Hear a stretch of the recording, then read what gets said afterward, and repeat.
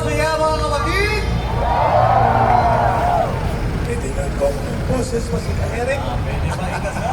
Pwede ba? Tayo'y nagtitipon.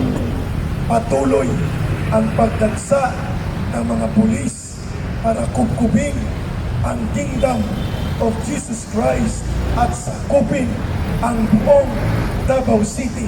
At ito ay nakakabahala sapagkat mukhang patungo ito sa pagdideklara ng martial law ni Marcos sa Davao papunta sa buong Mindanao at pwedeng ito ay maganap sa buong bansa.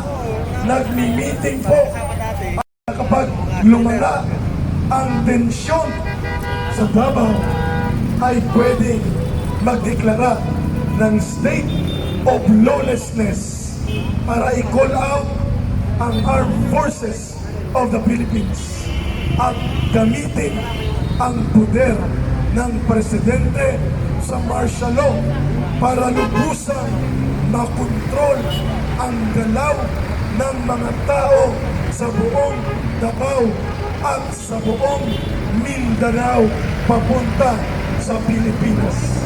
Nanunumbalik ang lagim ng martial law.